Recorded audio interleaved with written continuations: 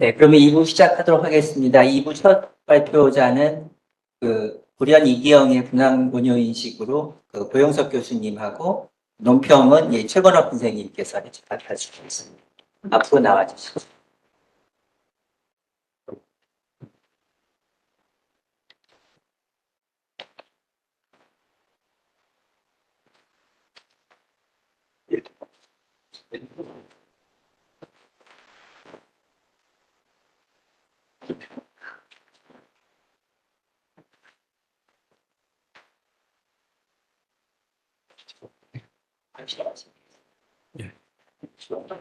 예, 소개받은 고윤수입니다.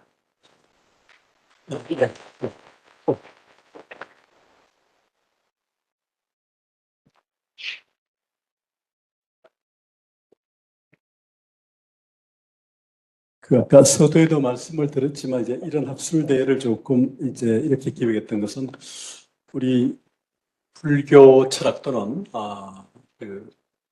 원효 철학 이런 연구가 조금 더 서양 철학과도 좀 만나야 되기도 하고, 또 우리가 20세기에 또는 21세기에 우리가 살고 있으면서 이 시대의 담론으로서 좀 이렇게 소환하고 혼용해서 얘기를 좀 할 필요가 있지 않을까. 우리가 그냥 원효 이렇게 연구하면 되게 7세기 살았던 원효, 또 의상하면 또 역시 7세기 살았던 8세기 초 이렇게 생각하는데, 이제 현대 20세기 우리와 동시대를 호흡하거나 앞선데 이렇게 20세기 철학자, 21세기까지 사는 이런 분들의 담론을 통해서 원효를 소환하면 또 다른 방식으로 볼 수 있는 여지가 생길 뿐만 아니라 우리 연구자들 자신이 또 현재 우리가 하고 있는 학문적 방법론이나 어떤 지향을 좀 성찰할 수도 있을 것 같아서 이런 기획을 좀 했습니다.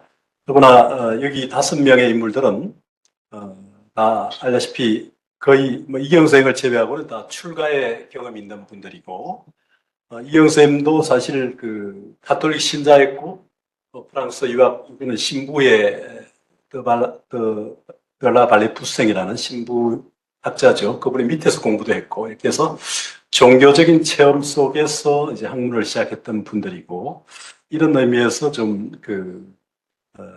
여타의 분들하고 좀 다르죠. 불교학이 그렇기도 하고, 불교학이라는 학문 자체가 인문학으로서의 불교학, 또 종교학으로서의 불교학, 철학으로서의 불교학, 이런 여러 가지 의미들이 있기 때문에 그런 의미에서 20세기를 살았던 또는 21세기를 살고 있는 우리 교수나 학자, 불교 연구자들이 원효 대사를 어떻게 바라볼 건가, 이런 의미를 좀 동시대에 좀 이렇게 소환해서 한번 하기 위해서 이렇게 기획됐습니다. 제가 맡은 인물은 바로 앞에 효성 조명기 선생도 원효의 성체를 평생 연구하겠다 해서 당신의 아호도 효성입니다. 원효의 성체를 연구하겠다는. 불현 이기영 선생은 말 그대로 불현기현, 금강산맥경론에 나오는, 아까도 많이 나왔죠. 불현, 비불현. 그렇지 아니하면 그거라면 이렇게 하는 이 불현을 당신의 아호로 삼았어요. 아까 신우 선생은 낙도제 이렇게 삼기도 했고, 이렇게 아호, 자호, 당호로 삼는다는 그 자체는 이미 자신의 정체를 우리가 정혈이라 할 수 있는데 거기에 혈성을 거기에 담고 있다는 의미도 있어서 가톨릭 신자로 출발했으면서 이제 유학을 통하고 한국을 만나면서 또 역시 한국 불교를 만나고 신라 불교를 만나고 원효를 만나고 단순히 교수학자를 넘어서서 직접 거사 법사로서 체화해서 그렇게 살려고 했고, 원효처럼 살려고 했고, 심지어 원효가 말하는 대성 보살이 되려고 했고, 또 그런 모습을 보이려고 했던 이런 모습들이 오늘의 우리가 20세기, 21세기 우리 교수, 학자, 학문을 하는 우리들도 좀 한번 성찰하고 우리 어떻게 살고 있는가, 어떻게 해야 되는가, 이런 의미도 좀 담고 있는 그런 생각을 하게 됐습니다. 제가 이 글을 준비하면서 조금 9월 초에 학기 초이기도 하고, 우리 또 이번 학기 논문들을 내는 대학원생들이 많다 보니까 설사 논문 지도를 한다고 하다 보니까 정작 제 논문을 다 마무리를 못했고 조금 늦게 진행이 됐습니다. 좀 더 보강을 해야 되는데 조금 필요한 부분을 읽으면서 진행하겠습니다. 66페이지입니다. 20세기 우리 학문사는 전통학과, 수입학과, 시비학과, 창조학을 여주었습니다. 지금 우리는 고유의 전통학을 이어오면서 밖에서 들여온 수입학과 전통학을 비교하면서 수입학의 타당성에 대한 시비를 논하는 시비학의 시대에 살고 있습니다. 따라서 7세기 당시 동아시아 사상사의 지평에서 원효가 보여준 창조학, 그러니까 해석을 기반으로 하는 창조학은 오늘을 사는 우리 학자들의 새로운 도전이자 과제라고 할 수 있을 겁니다. 지난 세기의 한국의 불교학자들은 인문학으로서의 불교학 연구에 온 힘을 기울여 왔습니다. 불교학 연구는 명진학교를 이은 동국대학교를 구심으로 하여 각 대학의 국문학과, 사학과, 철학과 등을 원심으로 퍼져나갔습니다. 원심으로 하여 퍼져나갔습니다. 이들 중 불교학과 원효 철학을 연구해온 현주 허영호, 원래 제일 먼저 발표해야 되는데 발표자의 개인 사정으로 지금 제일 마지막으로 배치되어 있습니다. 뇌어 김동하, 효성 조명기, 불연 이기영, 오현 박승배. 사실은 박승배 선생님의 아호가 여러 차례 찾아도 잘 안 보여서 이분이 출가 직전에 오현 행운품을 화엄경 열심히 읽었고 성처스님 문화로 3년간 출가했을 때도 아마 보현이라는 별명으로 불렸을 정도여서 제가 우선 잠정으로 보현이라고 하는 아호로 쓰지 않았을까 해서 이제 균형을 맞추기 위해서 넣습니다만은 등은 불교 철학과 원효 철학과 보편학으로서 연구해 왔습니다. 이와 별도로 한국 철학계에서도 실존주의 철학과 분석 철학 및 한국 철학을 연구한 열한 박정홍, 아이덱과 불교 철학을 연구한 청송 고형곤, 아이덱과 사르트를 기반으로 한 서양 철학 20세기에 이르러서야 겨우 발견한 철학 이념, 즉 선음 현상학이 놀랍게도 중국의 선불학에 일찌감치 완성되었다며 원효 철학을 통해 선불학의 철학적 본성을 모색한 낙도제 신호현, 이분의 원효 철학 에세이를 출판 전을해서 90년대까지 저한테 그 서평을 요청해서 제가 서평을 쓴 적이 있습니다만은 또 데리다와 원효 철학의 접점과 통로는 심원 김영효, 이분이 원효의 대성 기신론 소를 데리다의 직물짜기로 풀이한 이 책에 대한 또 서평을 제가 하나 또 쓴 적이 있습니다, 인연이. 그래서 또 이분은 뭐 개인적으로 강의도 들은 적이 있습니다만은 그래서 현상학과 불교철학 예민 원효 인식이 이루어져 왔습니다. 이들 중에 불연 이기영은 20세기 한국의 대표적인 인문학자였습니다. 그런 일본, 대만, 싱가포르, 말레이시아라고 한 일제 학병 생활, 이게 되게 잘 모르는 것 같은데 되게 이걸 보면요. 황해도 봉산이 출생이기도 하면서 일본을 거쳐 대만, 싱가포르, 말레이시아, 수마트라 등등을 가서 죽을 고비를 여러 차례 넘기고 운이 좋게 뭐 당신은 표현대로 돌아와서 일제 학병 생활을 했고 또 공산 치하에서 교사 생활을 하다가 다시 이제 가족이 전부 집을 빼앗기고 내려온 그런 과정 하면서 역사와 철학을 통습한 역사 철학자의 길과 6년간의 유학을 마치고 국내로 돌아와 각 대학의 교단에 서면서도 아마 동국대학교 교수직을 물러나서 본격적으로 아마 연고시 한국불연구원이 아닌가 하는 생각이 좀 들었습니다. 여기 밑에 대학문화원이 아마 처음 시작을 했던 것 같고요. 나중에 강남 개포동을 거쳐 지금 인사동, 익순동인가요? 종로에 와 있죠. 그래서 학교에서 강의하시다가 조금 이렇게 뭐 공대 사태 때문에 그만두셨을 때 아마 이걸 개원을 하신 것 같고, 이후에 영남대학 또 국민대학 갔다 문제가 있어서 다시 동대로 복귀하셨죠. 구도회를 전국에 4곳 조직해서 부다의 가르침을 헌신적으로 해야한 교사 법사로서의 길을 보여주었습니다. 불연은 교수학자로서 원효의 대표자인 금강삼백연문 속의 불연기연에서 불연을 적출의 아호로 삼고 원효 연구와 한국불교 연구에 집중을 해왔습니다. 또 교사 법사로서 신행을 하고 사무량심을 실천하려고 했고 육바라밀을 기초한 십바라밀을 늘 신행의 기초로 삼아서 그 불자들에게 전하려고 평생을 노력했던 걸로 보입니다. 전국 단위의 구도의 부패를 이끌며 대성불교 홍보에 헌신해 왔습니다. 74년의 생평 동안 37권 88편 논문, 이거는 정영근 선생 통계는 아마 고희 기준이었던 것 같고요.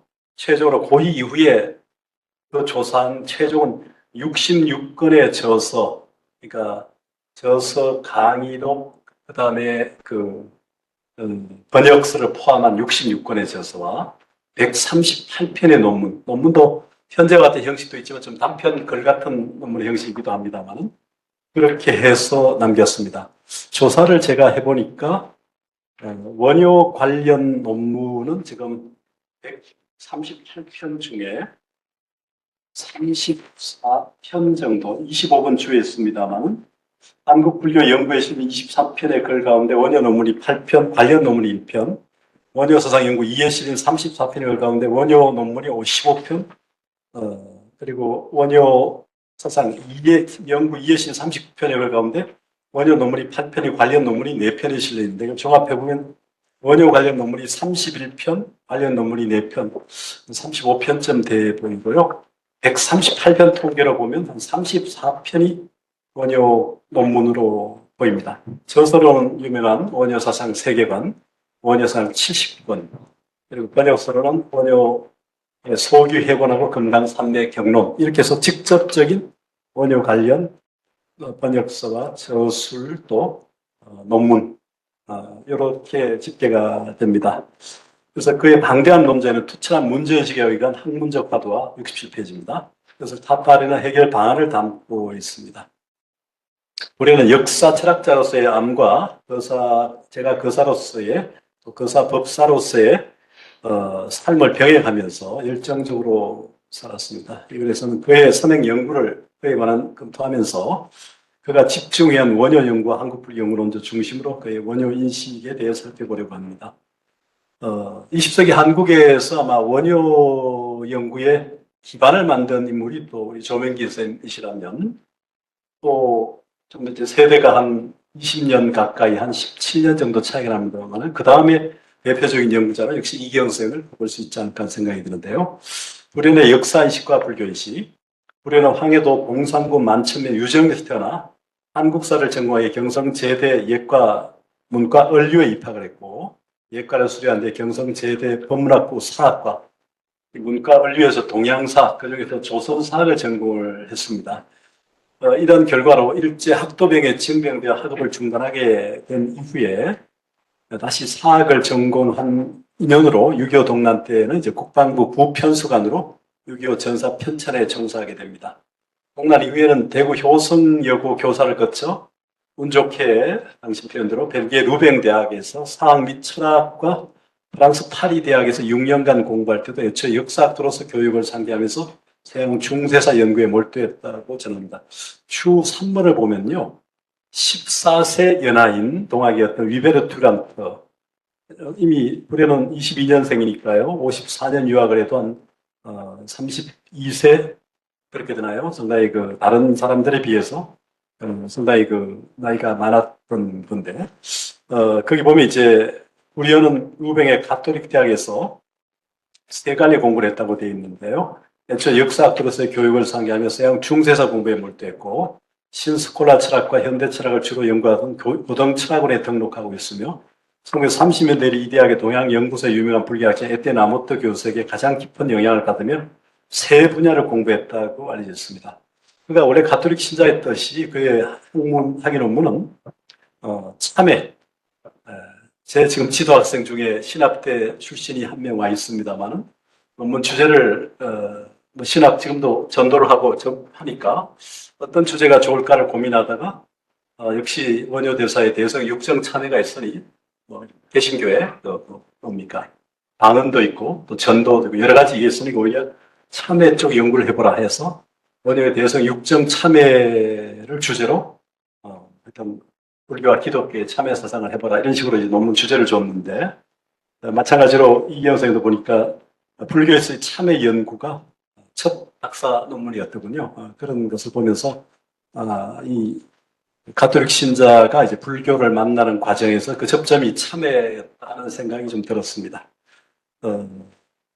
그래서 68페이지 두 번째 단락입니다.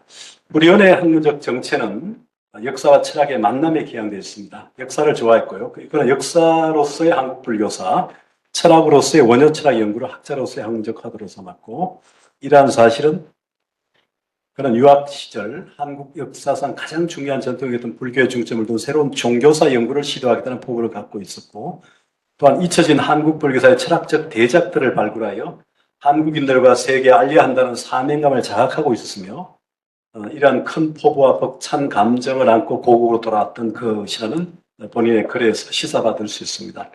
결국 불연이 집중한 것은 한국 불교사와 신라 불교사 그리고 원효와의 인연이라고 볼 수 있습니다.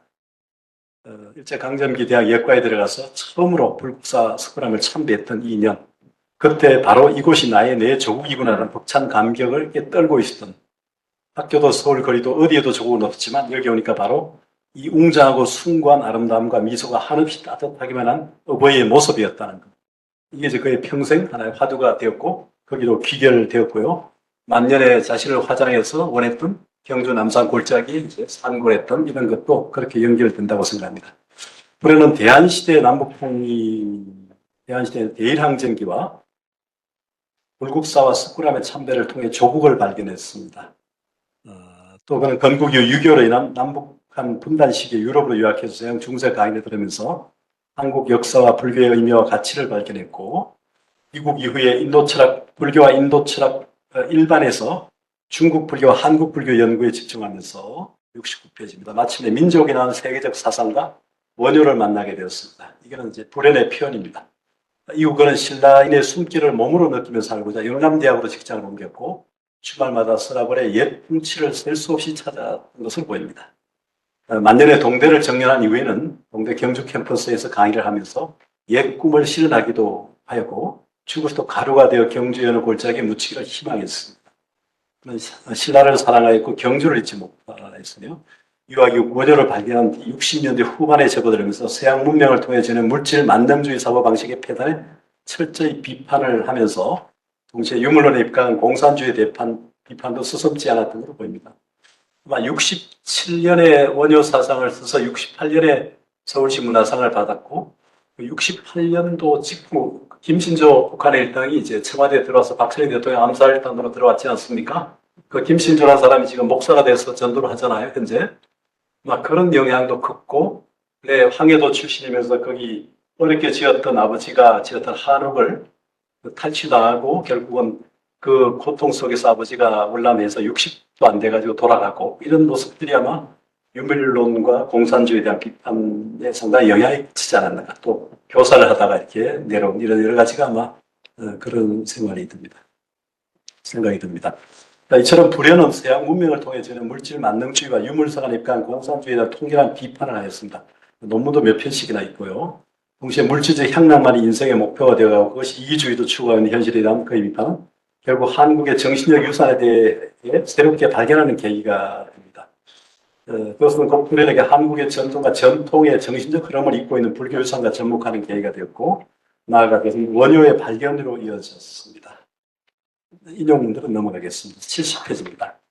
우리는 전통을 창조적 미래를 개척하도록 뒷받침해주는 어떤 긍정적인 정신적 흐름이자 하나의 살아있는 정신적 흐름으로 이해를 했습니다. 그리고 그 전통은 역사를 기초로 함을 분명히 하고 있고요. 우리는 역사를 불교 연기의 개념으로 이해한 것은 그 인용문에서 보이는 것처럼 지극히 당연한 것으로 보입니다.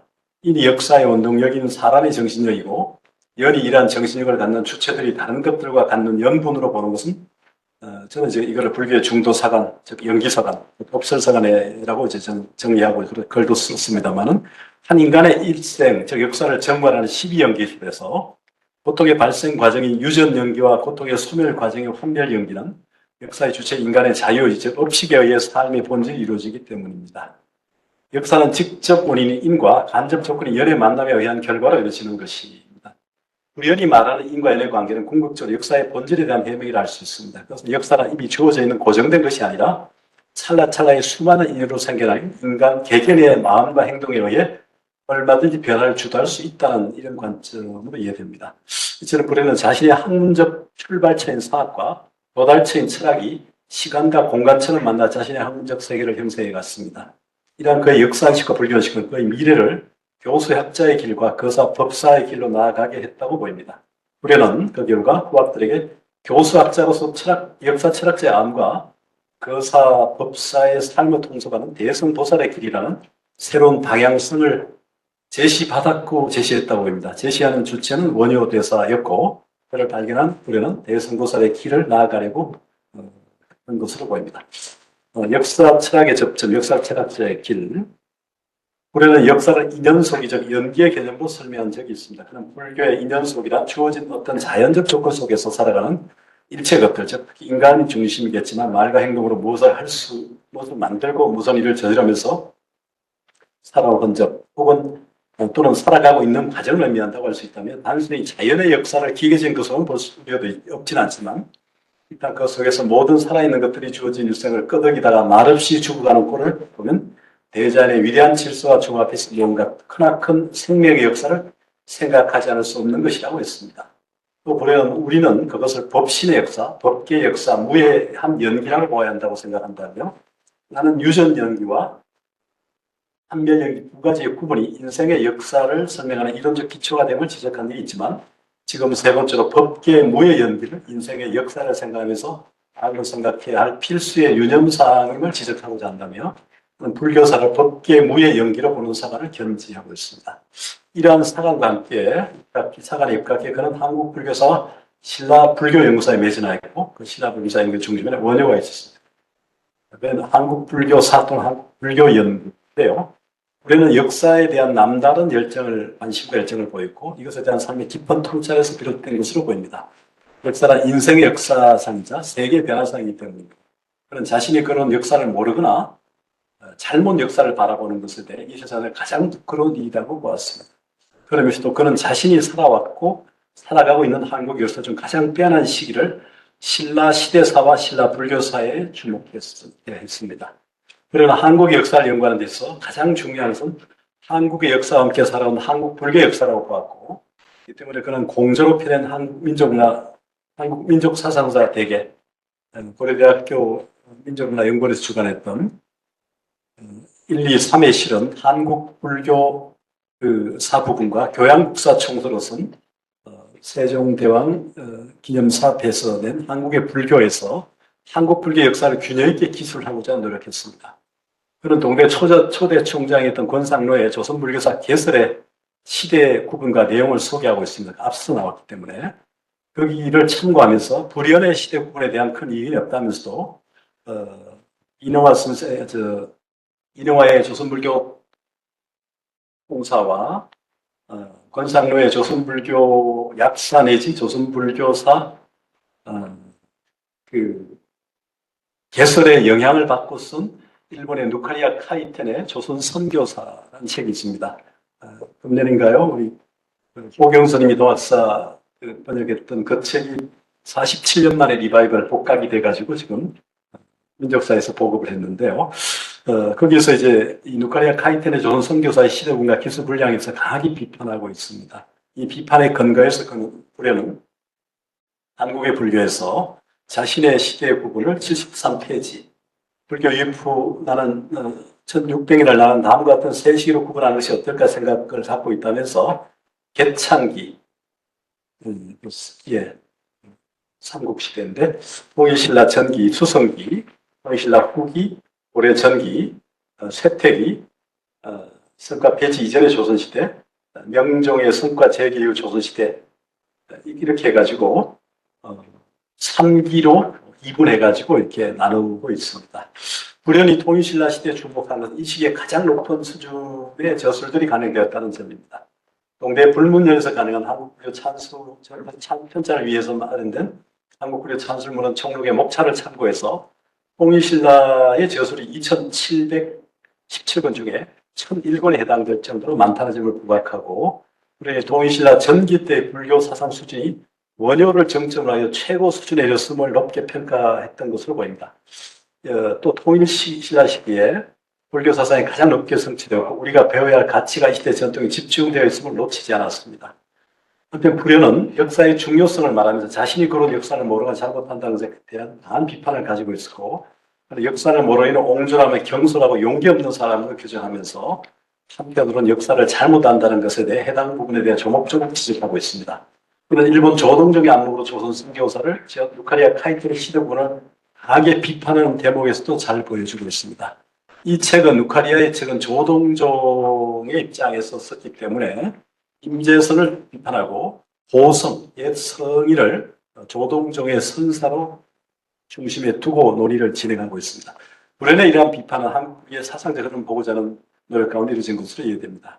그가 볼 때 누카리아는 한국 불교와 선교에 대한 편향적 기술뿐만 아니라 한국 불교에 대한 균형적 인식의 필요성과 통일신라 시대 신라불교 교학의 더 높은 성취와 원효를 필두로 한 한국 불교 교학에 대한 소극적 기술에 대한 문제 제기를 볼 수 있습니다. 이러한 편향된 기술의 개선은 균형 있는 한국 불교 기술의 필요함을 역설한 것으로 이해할 수 있고, 불연의 기국 이후 한국 불교사와 신라 불교사 연구에 집중한 것이나 그 일환이자 중심으로 인간적 매력이 제일 넓고 연구의 가치가 가장 높은 원효에 집중한 것도 이러한 이유에서라고 이해할 수 있습니다. 원효 연구. 일찍부터 불연은 한국의 정신적 유산을 남김없이 섭렵하고 그것을 세계사적 견지에서 위치 지어보는 꿈을 가지고 있습니다. 이러한 꿈을 가지게 된 것은 역사학도였던 그가 유학을 통해 세계적 무대와 국제적 시야를 경험하면서 자연스럽게 자신에 대한 성찰 속에서 이루어진 것으로 짐작됩니다.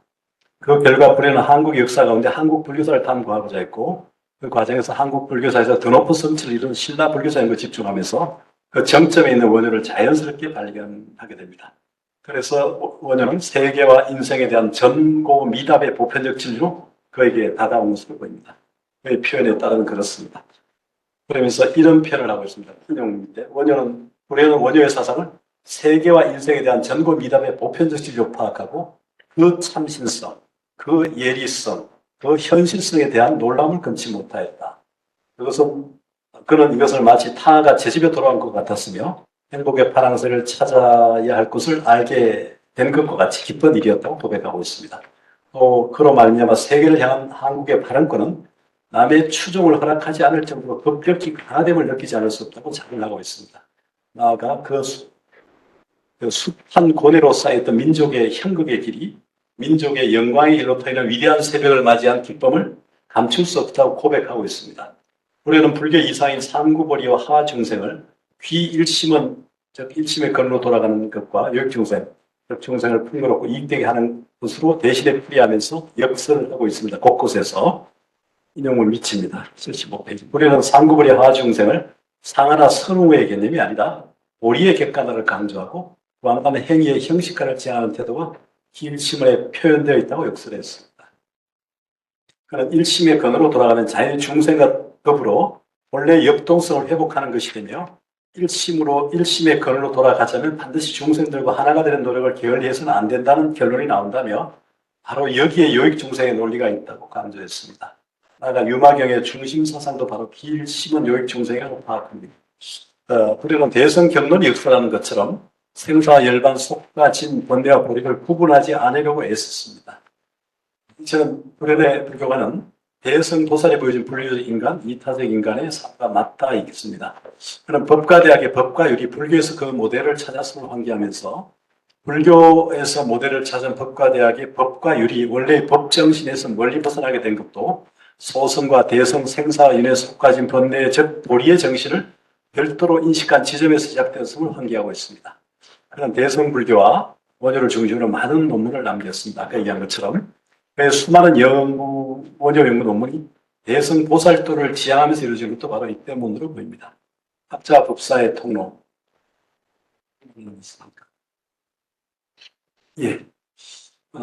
교수학자. 우리는 정년에 이르기까지 제도로서의 교수와 개인으로서의 학자로서 살았습니다. 그런 경성제대 예과를 수료하고 같은 대학 국문학부사학과에 동양신을 전공하였고 앞에 얘기했던 그런 일련의 과정을 거치면서 벨기에 루뱅 대학에서 사학과 철학, 파리 대학에서까지 6년 수행했습니다. 그래서 불교에서 참여 연구로 제출했고 60년 4월에 귀국한 뒤에 동국대학교 강사 전임 강사 조교수 인도철학과 주임 비교사상연구소장, 부장 불교대학장을 역임했고 서울대에서 종교학, 불교학, 인류학, 서강대에서 종교학, 홍익대에서 미술사를 강의했습니다. 영남대학교에서 교수, 가야문화연구소장, 교학부장을 역임했고 폴브라이트 교환교수로 미국 필라델피아의 라셀 대학에서, 노스캐롤라이나의 웨이크 포레스트에서 대학에서 한국불교 원효 사상을 강의하고 다시 국민대 학장으로 재직하면서 1년 만에 그만두죠. 한국불교원을 창립하게 됩니다. 다시 70그 이후에 동국대학교 인도철학과 교수로 복직하고 한국불교연구원에 서울, 대구, 부산, 광주 구도회를 창립하고 한중년, 지금 한국정신문화연구원에서 그때 이성근 원장인가요? 2년 8개월 동안 파견 근무를 하면서 연구 3부장을 맡아 초대 편찬부장으로서 한국민족문화 대백과 사전 편찬에 토대를 닦은 뒤에 한국불교연구원의 학술지 불교연구를 창간해서 최근에 한 60호 정도를 간행했죠. 우리는 교수로서 많은 제자를 양성했고 학자로서 번역서 포함해서 66권 138편의 논문을 발표했으며 서울시 나상, 공연장, 목련장, 인천상, 만해상 부분도 추서받았습니다. 그리고 이런 과정을 통해서 그가 낸 원효 사상 세계관은 68년 서울시 문화상, 70년대 유네스코 해방 25년 한국 10대 명절회에 소개되기까지 했습니다.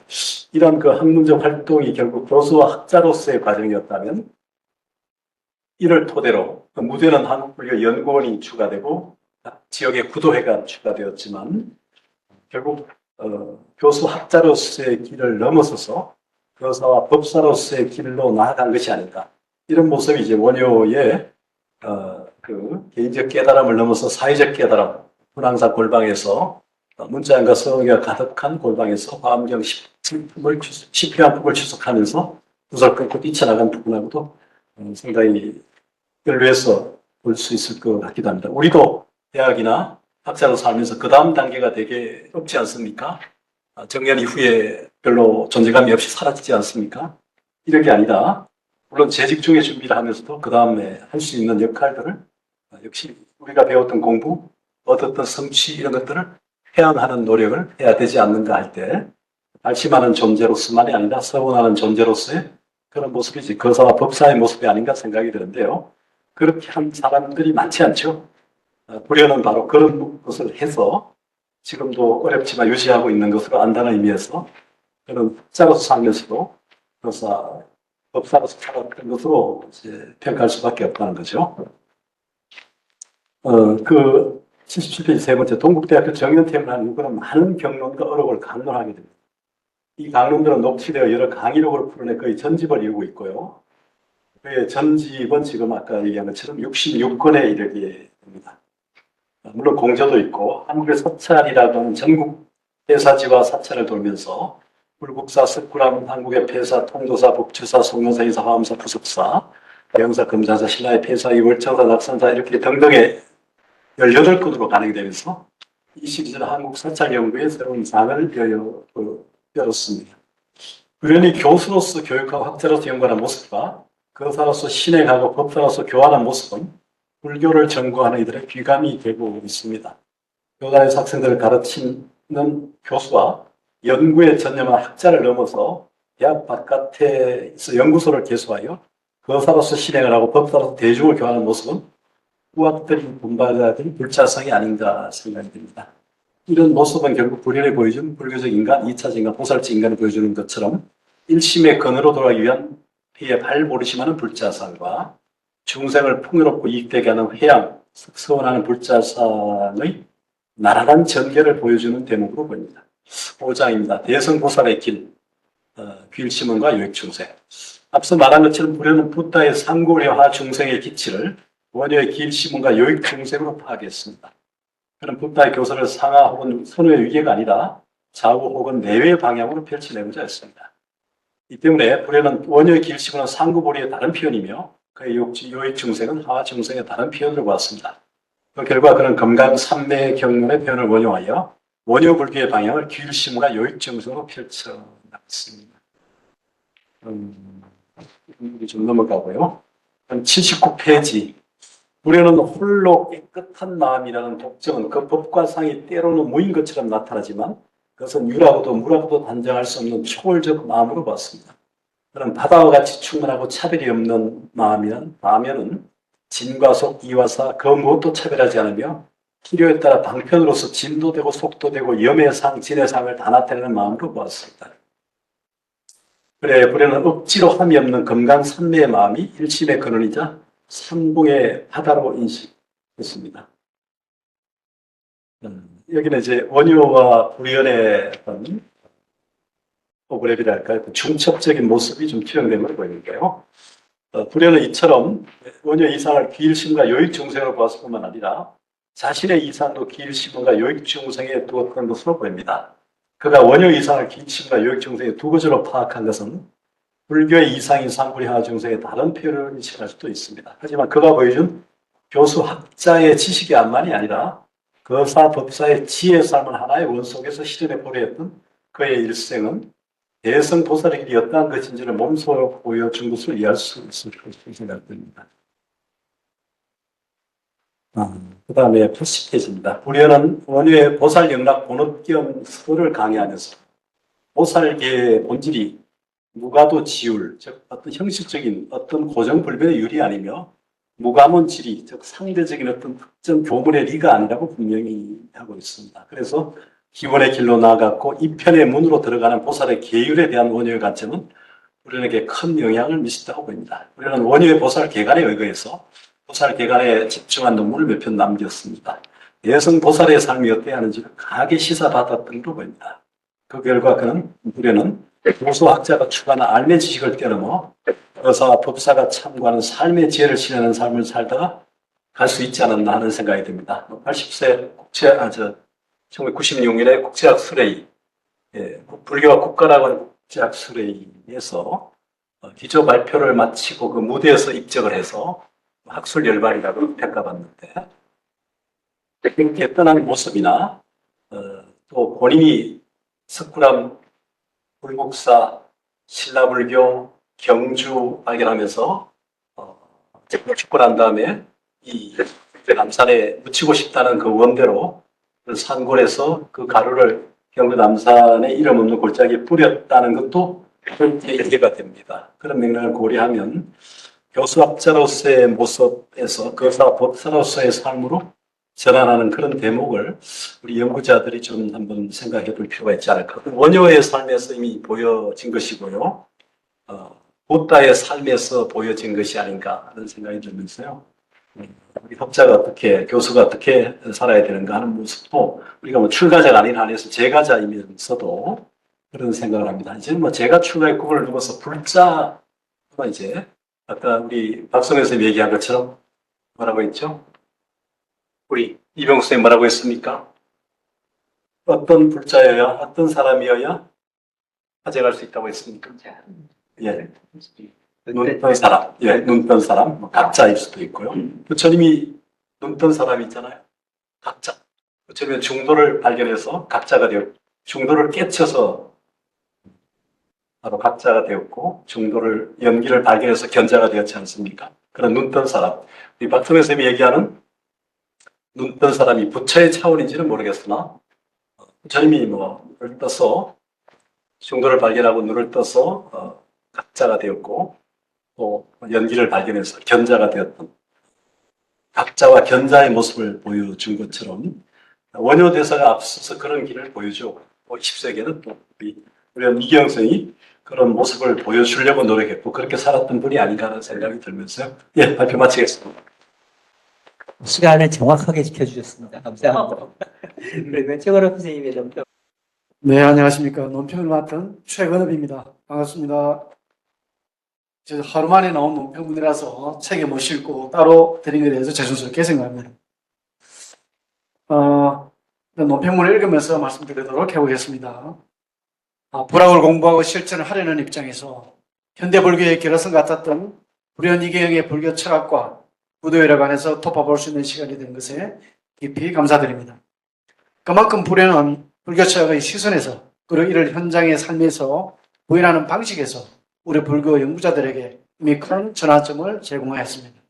논평자는 고현숙 교수님의 논문을 검토하기 이전에 정영근과 정호영의 이경에 대한 논문을 사전에 읽어봄으로써 불현이 얼마나 한국 철학과 한국 불교사, 특히 원효 사상에 대해 독보적인 자취를 남겼는지 살펴보았습니다. 불현의 생전 강연을 들어보면 원효의 말이 곧 붓다의 말이라고 할 정도로 원효에 대한 깊은 존경과 신뢰를 표현하고 있었습니다. 불현이 원효 사상에 대해 규정하고 말하고자 하는 내용의 대강을 정리해봤습니다. 첫째는 원효는 대승기신론소와 금강산미경론을 통해 불교의 역사관과 진리관을 설파하고 세속의 역사를 넘어서는 보편적 진리, 궁극적 실제의 존재와 만나게 하는 내용이 들어있다고 말하고 있습니다. 둘째, 일심을 통해 공과 화정을 연결하고 그것이 곧 유액 중생으로 나아가는 길임을 제시하고 있습니다. 셋째, 불교학자는 불교 본연의 의미를 전달하는 것에 힘써대 이를 근거하여 현장의 삶에서 대안을 제시해야만 한다는 현장을 굉장히 강조를 많이 하고 있습니다. 넷째, 일심의 하나에서 이를 기반으로 통합을 이뤄내고 이 통합에서 자비이사의 사무량심으로 확장되어야 된다고 말하고 있습니다. 일심은 텅 빈 공으로 공은 곧 빈 마음이고 그것은 사심이 없는 것이며 사심이 없기 때문에 원만 부족하고 그 원만 부족한 가득한 마음에서 사무량심이 피어나 중생을 이익되게 한다라고 아주 자세하고 친절하고 실제적으로 주장하고 있습니다. 다섯째, 그래서 불교는 일심을 생명의 시발점이자 종점이며 이 일심을 인격화한 것이 부처님이며 이 일심은 누구나 가지고 있기에 이 우주에 일심 아닌 게 없고 너도 나도 우리 모두가 곧 일심이다.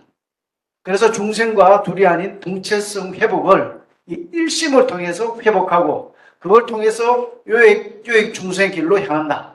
이렇게 아주 뭐랄까요, 정말 구도열이 느껴질 정도로 주장하고 있는 것으로 저는 봤습니다. 원효 사상에 대한 불연의 인식을 간단히 소개했습니다.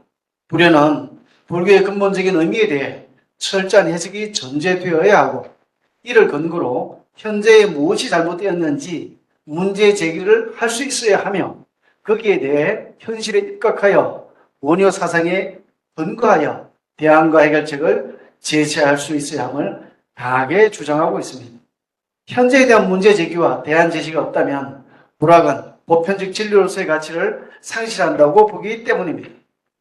불연이 그런 모든 주장의 내용들을 기일심은 요익 중심으로 관통하고 있는 형태로 주장하는 것은 원효의 사상 중에 이것을 가장 가치 있는 사상으로 보고 있기 때문입니다.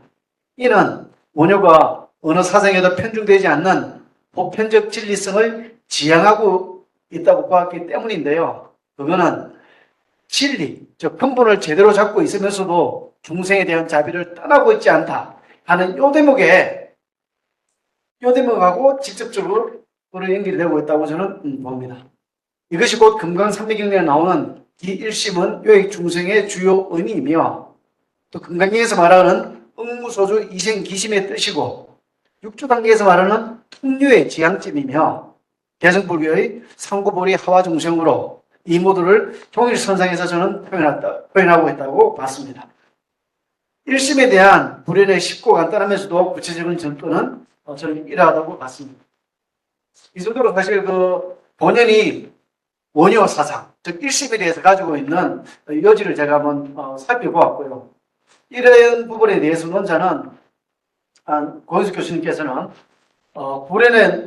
불연은 역사 철학자로서의 암과 제가 거사로서의 삶의 영역에 대해서 원효 연구와 원효 불교 연구 논조를 통해서 살펴보신 것인데요. 사실 저점에도 굉장히 많고 논문도 100수십 편이 되는 자료가 이 세상에 나왔는데 몇 가지 소소한 검토로 그의 생애와 인생을 다 표현할 수는 없지만 논평자로서 몇 개의 질문을 통해 논자의 보충 설명을 듣고자 합니다. 여러 가지긴 한데 일단 말씀드려보겠습니다. 첫 번째는 사실 대한시대 한국 철학자들 조명함에 있어서 고영숙 교수님께서 특별히 불연 이계현 선생님을 선택해서 연구하고자 했던 저는 뜻이 있었을 거라고 생각이 들어요. 사실 불연에 대해서 보면서 저도 사실 깜짝 놀란 부분이 많습니다. 저는 사실 그분을 한 번도 뵌 적도 없고 강의를 들어본 적도 없었는데 유튜브를 제가 뒤져가지고 몇 개를 직접 들어봤어요, 강의를. 그리고 논문도 보면서 사실 원효를 연구하는 제 입장에서도 지금 봐도 이분의 주장이 굉장히 혁신적이고 구체적이고 현실적이다는 생각이 많이 들었기 때문에 교수님께서 이분을 어떻게 선택하셔서 하고자 했던 뭔가 어떤 말씀이 있었는지 다시 한번 그 말씀을 드리고요. 그리고 이제 2장에서 불연의 역사인식과 불교인식 이 부분을 말씀을 하셨는데 여기 보면 이제 결국 인과 연, 사람들 간의 관계성 이 부분을 말씀하셨어요. 우리가 인과 연은 사실은 역사를 만들어내는 주도자의 역할을 하는 게 인과 연인데 사실 그거는 어떻게 보면 현상이잖아요. 현상, 펼쳐진 현상. 근데 거기에서 과연 우리가 어떻게 하나라고 하는 동체성을 확보할 수 있을까?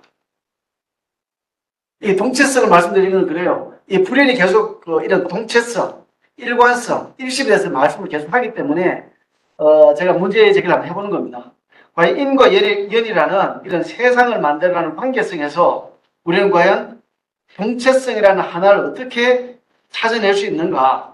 이 질문을 드리고 싶은 건데 조금 애매하지만 좀 질문을 드리는 부분입니다. 예, 그리고 세 번째 질문은 삼장의 원효 연구에서 불연에게 원효는 세계와 인생에 대한 정보미답의 보편적 진리로 인식되었다고 말하고 있습니다. 이는 원효의 어느 사상에서 근거하였다고 봐야 하는지 교수님의 의견을 묻는 것입니다. 만약 그게 일심이라고 한다면 원효만이 주장하고 있는 일심으로 들어가는 다른 길. 사실 이제 불연은 애매모호하게 얘기를 하고 있지 않아요. 항상 구체적이고 직접적으로 얘기를 하고 있습니다. 그래서 만약에 그 모든 부분들이 일심으로 인한 주장이라면 우리가 귀신론소와 금강산맥론에서 얘기하고 있는 일심원, 일심으로 들어가는 길은 우리가 실제 알고 있는지, 또 우리 학자들이 실제 말하고 있는지 그 부분을 한번 여쭤보고 싶었던 부분입니다. 그래서 가능한 대승 귀신론소와 금강산맥경론에 의해서 간단하게라도 한번 교수님의 의견을 한번 여쭤보는 겁니다.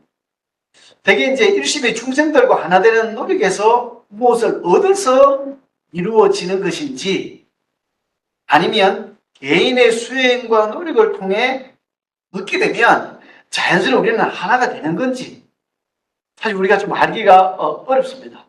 그래서 불교는 불교의 사상을 좀 쉽게 설명할 수 있어야 되고 우리의 삶 속에서 이해되어야 하고 실제의 생활에서 적용되어 될 수 있어야 한다고 계속 말하고 있기 때문에 이것도 약간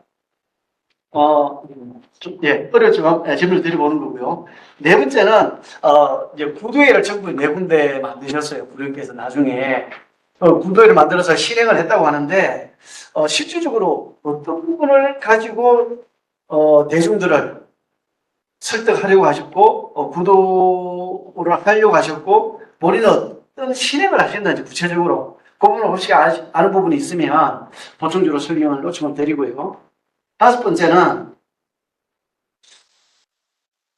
이 대승보살의 길인 오장에서 대승보살의 길인 귀일심원과 요익중생 사실 이런 부분이 일심으로 돌아가는 것과 중생을 이익되게 하는 부분 이 부분에 대해서 교수님 의견을 여쭤보는 부분인데 이게 사실 교리적으로 우리가 참 일심으로 돌아간다는 부분이 너무나 이해하기 어렵고 비구체적인 부분에 대해서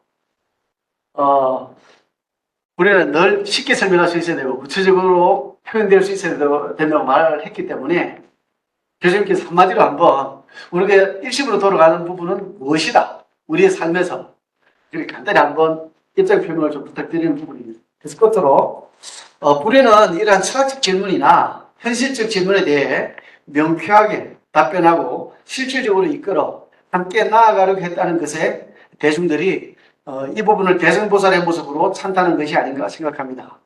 세상의 고통을 함께 해결하고 세계의 구원을 향해 실질적인 대안을 제시할 수 있는 한국불교의 탁월한 리더십이 발휘될 수 있는 전기가 이번 불연의 요로에 대한 인식을 재조명해 봄으로써 한 발짝 나아가기를 기대해 봅니다. 논자께서 교수님께서 불연 2개월을 통해 한국 불교의 우수성과 원효의 탁월성을 조명해 주신 것에 대해 다시 한번 깊이 감사드리면서 논평을 마칩니다. 감사합니다. 제가 아까 말씀드린 것처럼 이번 학기 논문을 내는 학생들이 워낙 많아서 뭔가 지도하다 보니까 논문이 너무 아직 미완성인 채로 너무 늦게 전달이 돼가지고 이렇게 별지로 논평문을 쓰게 해서 미안하게 생각합니다. 잘 읽으시고요. 좋은 질문을 주셔서 감사하게 생각합니다. 저는 이제 이경 선생님을 1984년 수업 시간에 그때 당시에 연구실에서 인도불교사 강의를 하는 시간에 들어가서 청강을 허락받고 들어가서 강의를 들은 적이 있습니다. 이게 벌써 한 40년이 훨씬 지났군요. 80년 초니까. 그때 느낌은, 물론 이제 그 부분에 대한 여러 평가들이 있겠지만, 굉장히 열정적이다. 굉장히 진지한 분이다. 굉장히 뜨거운 분이다 하는 느낌이 전달이 되었습니다. 이후에도 마찬가지고, 이거 목소리나 여러 가지가 아마 가톨릭 신자로서, 가톨릭 신자들이 많이 그런 부분들 그런 것 같기도 한데, 마치 그 그레고리안 송처럼 그 찬송을 하는 그 모습들이 웅장하잖아요. 유럽에서 마치 그런 느낌처럼 굉장히 그 집안이 또 그런 그 집안이었던 것 같고, 그래서 그런 느낌으로 좀 다가왔고요. 해박한 어학 실력과 유럽의 국제 무대에서 갈고 닦았던 어떤 부드러움이라 할 수도 좋고요. 또는, 박식한 이렇게 해박한 그런 모습으로, 좀 느껴졌습니다. 그 이후에는 그분의 수업을 특별히 듣지는 못했던 것 같고, 그분이 아마 그 변화가 좀 있어서 그런 생각합니다. 제가 이제 이 전체 기획을 하면서 이경쌤 연구를 한번 해보겠다 생각했던 것은 이제, 이분에 대해서 본격적으로 한번 그 전에 원료 사상도 보고 몇 가지를 봤습니다만은 본격적으로 좀 본 기회가 좀 많지 않았습니다. 일부 보긴 했지만 이분이 아무래도 이제 제 전공이나 또 국내에서 한국 불교를 이제 정통적으로 했던 맥락에서 보게 되면 우리 김상현 선생님도 그런 지적을 했던데 한국 불교의 역사적인 측면도 쓰셨지만 좀 엄밀한 사료적인 측면에서는 조금 문제점이 없지 않다고 생각도 됩니다.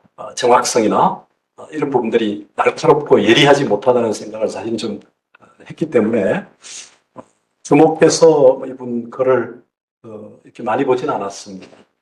그러나 그럼에도 불구하고 아까 제가 말씀드린 것처럼 저도 원효 쪽에 좀 집중해서 논문을 쓰다 보니까 제가 쓴 것도 졸론입니다만 50편 정도 원효를 썼던 것 같아요. 제가 통계해 보니까 아마 이영쌤보다 많이 쓴 것 같은데 그런 면도 좀 있으면서 제 앞선 시대에 우리 효성 조명길 쌤의 그 신라불교 이념과 역사에서 보이는 전 불교를 통찰하는 그 안목들, 조명길 쌤의 그런 모습하고 우리 이경쌤, 불현쌤이 바라보는 관점들 다 보지 못했지만 그런 모습들, 우리 또 김영태 쌤의 지도 교수님 그쪽에서 쓴 원효 모습, 또 박성배 쌤이 쓴 그런 모습, 또 우리 고이친 쌤의 그 원효 모습 이런 이제 논문들을 쭉 보면서 이경 쌤의 그 원효도 좀 같이 좀 볼 필요가 있다는 생각을 하고 있었는데 한국불교 연구원에서 특별하게 저한테 청탁을 한 적은 없고 김호성 선생님이 아마 10주년 기념으로 원효 해석학 논문 쓸 때 제가 이제 논평을 오히려 받아서 그 해석학적 그 문제에 대해서 이제 자세하게 논평을 쓴 인연이 있습니다. 몇 번 한국불교 연구원에 가기도 했습니다만은 저도 이제 그 몇 년 안 남으면서 이분을 좀 조명하게 됐고 이런 기획을 하게 되면서 이경 선생님이 어떻게 원효를 만나게 됐고 어떻게 한국 불교를 보게 됐고 어떻게 불교를 현실에 실천하려고 노력했는가를 저도 몸으로 좀 체득하면서 지금 저도 준비를 해야 되는 그런 과정으로 제가 한국불교사연구소를 만들어서 20주년이 금년이고 세계불교학연구소를 만들 금년이 10주년인데 저도 이제 떠날 준비를 서서히 해 가야 되는 그런 상황이기도 하면서 많은 교수님들 학자들이 있지만 정년 이후에 보여주는 모습이라는 게 좀 기대에 못 미친다 할까요? 그냥 개인으로 사라져 버리더라고요. 제도에서 월급 받으면서 살다가 월급이 4분의 1로 줄었느니 이런 얘기만 하지. 막상 그 이후에 뭐를 이어서 하겠다는 사람을 거의 찾아보기가 되게 한 명도 없더라고요. 이제 고려대 철학과 윤 선생님 지도 교수님이신데 그분이 이제 벽에 철학의 권위자시니까 끝나고 이제 이쪽에 연구소를 만들고 그 대학원 수업도 그때 몇 번 했는데 그것도 이제 운영이 어려우시니까 한 몇 년 지나다 정리했고, 우리 요 밑에 이기동 쌤이 조사학과 한중현 원장 하셨던, 그분은 지금도 라면 끓여 드시면서 계신 것 같은데, 거의 학자로서 평생 한 분들이 대학을 떠나면 우리나라 시스템이 문제긴 합니다. 석학들을 좀 대접해서 뭔가 학술은 방식으로 좀 해야 되는데 그런 모습이 없이 그냥 그러니까 개인이 감당을 해야 돼서인지 몰라도 우리 서 교수님이 계신데 죄송합니다. 역할을 많이 하시니까 하 교수님은 비평 연구소도 하시고 그랬으니까. 근데 이제 좀 더 그 대학에 있을 때 못지않는 존재감을 갖기는 어렵겠지만 내가 배운 공부를 좀 해야하는 모습들을 보여준 분을 찾아봐도 사실은 고익진 선생님은 일성고사를 하시다가 이제 정년을 못 하시고 가셨기 때문에 그렇다 하시더라도 그 외 분들은 그렇게 많지 않으실 것 같아요. 조명규 선생님도 바깥에 연구를 만들어서 하셨는데 결국은 고희 노총 이후에 특별히 당시 뭐 사전 작업도 조금 하시고 했지만 그러신 것 같고요. 예, 알겠습니다. 예. 그래서 이제 뭐 그런 뭐 저의 문제이기도 해서 이 선생님을 좀 전체 기획 속에서 한번 하겠습니다. 두 번째, 예. 예, 연기에 대해서 아까 이제 인과 연에 대한 얘기도 예 했습니다만 결국 그 인과 연의 문제만 아니라 아예 바로 오는 거죠. 인연과니까 이 현실은 인과 연에 의한 결과니까 이것을 이제 법계 연기, 법계 무의 연기를 통해서 이제 과를 보충적으로 더 설명하셨는데 결국 우리가 이루어지는 그 인과 연에 의한 것만이 아니다. 결국 그 과는 법계 무의 연기 속에서 435의 법계처럼 이렇게 무의 연기 속에서 이루어지는 모습을 결국 무의적 삶 속에서 이루어질 수밖에 없지 않는가 하는 생각이 듭니다. 그 부분은 좀 더 시간이 필요한데 우선 두 번째는 그 질문하고요. 세 번째 질문에 대해서 이제 보편적 진리라고 하는 부분에 있어서 저는 이제 그 응보에도 그런 뭐 여기 말고 그랬었습니다만 이제 깨침 깨달음이 뭐냐 할 때 이론상이 있으면 사실 깨침이나 깨달음은 한 점이라는 생각이 듭니다. 무심이죠. 한 빛과 같고 한 점과 같은 게 깨침이라 생각하고요. 이 깨침이 이제 원심력을 발휘했을 때 하나 이론상이 되면 이게 바로 일심인 우주적 마음이라 생각하고요. 그 한 점, 한 깨달음, 그 구심이 바로 일심 지원이라고 생각합니다. 우리는 이제 이 우주라는 이 우리의 뭐 법계라 해도 좋고 우리가 일법계 이 속에 다 같이 더불어 살아가는데 한 점으로 돌아가려는 노력이 빛으로 돌아가려는 노력, 귀일심은 일심 지원이라 생각하고요. 그것이 이제 좀 더 원심을 통해서 중생을 통해서 이렇게 나아가는 부분이 일심이라 생각합니다. 일심의 근원이 일심 지원이면서 일심의 근원이 결국 확장된 모습이 이론이고 그것이 우리가 살아가는 중생세계가 아닌가 하는 생각이 들고요. 그러니까 중생세계와 부처의 세계가 둘이 아니라 생각이 됩니다. 이론서다가 생계불감, 부정불감하듯이 중생의 세계가 줄어들지 않고 부처의 세계가 늘지 않는 것은 이론상 속의 한 점인 부심, 그 원심, 중점이 바로 결국 바로 부처의 모습이고 그게 확장된 것이 중생의 모습인데 그것이 둘이 아니기 때문에 그렇다는 생각이 들고요. 결국 그 일심과 일심 지원은 같으면서도 다른 거죠. 그러니까 일심과 일심 지원은 떨어질 수도 없지만 섞일 수도 없는. 떨어질 수 없는 것을 강조하면 이제 바로 허칭론이고 섞일 수 없음을 강조하면 구식론이라 생각합니다. 우식과 구유식과 신유식의 차이도 거기 있다 생각하고요. 그런 맥락에서 답변드리고요. 그 다음에 시간이 없다고 하니까 예. 그 다음에 이제 그 부분 같이 얘기하겠습니다. 아마 이제 이분이 가톨릭 신자로 출발해서 그럴 수도 있겠는데 이분이 이제 구도회에서 어떤 가르침을 전했는가 지금 듣기로는 이제 구도회 초창기 멤버들이 교사불자를 만들어서 굉장히 오랫동안 활동하다가 지금 거의 다 4개 구도회가 없이 지금 서울 정도, 대구 정도 된다는 얘기를 들은 것 같습니다. 나이들도 되게 7대 후반, 80대, 90대 이렇게 되시니까 이제 젊은 사람이 없어서 고민하고 있는 것 같고요. 있는 어려움을 느끼는 것 같은데 법인이니까 뭐 사라지지는 않겠지만 어려움이 있는 것 같은데요. 자비이사라는 사무리양식 대성보살의 행위죠. 그 다음에 육바라밀, 또 식바라밀 이 두 가지를 주축으로 해가지고 봄, 여름, 가을, 겨울을 봄에는 사심을, 여름에는 희심을, 가을에는 비심을, 겨울에는 사심을 이렇게 대비해서 실천하게만 하는 거나 또 식바라밀도 이제 우리가 이제 육바라밀에 이제 원력 자비 하듯이 추가해서 식바라밀을 통해서 역시 여러 봉사도 하고 또 당시에는 또 경주댐 반대 운동에 나가기도 하고 남산 터널에 반대하는 이런 여러 가지 현장에도 나가면서 반대 깊이 있게 들고 했다 이런 모습도 좀 느껴지고 있고요. 하여튼 이제 당신의 정신을 이어서 제자들이 이어가려고 노력하는 것 같은데 현실은 좀 어려움이 있는 것 같고요. 그 다음에 이제 금강산매의 마음, 함이 없는 마음, 이부인데 결국은 아까 얘기했듯이 쉽게 얘기하라고 했는데 결국 한마디로 1심으로 돌아가는 게 뭐냐 하는 질문의 핵심은 결국 동체 대비를 확인하고 동체 대비를 느끼고 살아가는 게 아닌가. 동체 대비가 1심도 돌아가는 것이 아닌가. 비일심원과 요익정성이 둘이 아닌 게 되는 거죠. 결국 동체 대비는 아까 얘기했듯이 이론상 속에서 동체 대비가 구현되는 거죠. 그러니까 바로 그 동체 대비가 1심으로 돌아가는 것이고 그게 곧 요익정성이기도 하면서 이론상 안에서 이루어지는 것이기 때문에 그 안에 비일심원은 함께 있는 것이죠, 이미. 근데 기일심으로 혼자 살면 독약청정하는 거니까.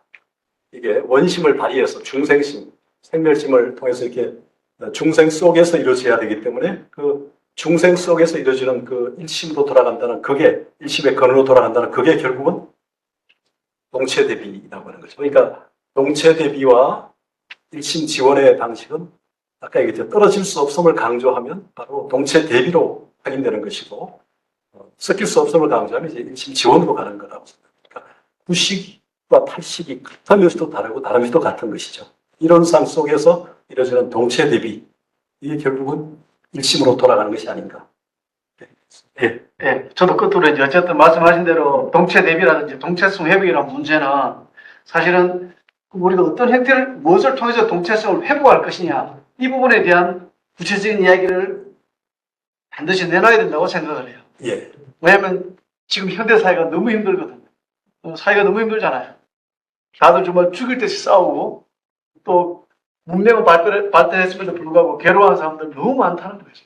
정신적으로. 이 부분에 대해서는 말씀하신 대로 동체성 회복을 통해서 동체 대비를 확인함으로써 극복할 수 있다라고 우리가 주장을 하는데 어떻게 하라는 답이 지금쯤은 조금씩 나와야 될 때가 아닌가.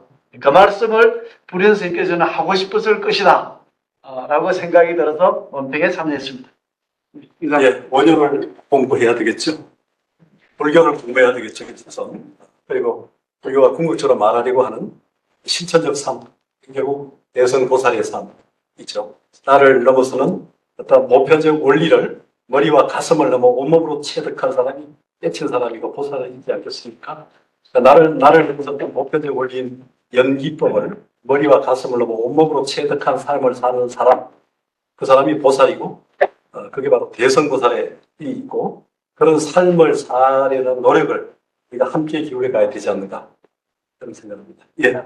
네. 감사합니다.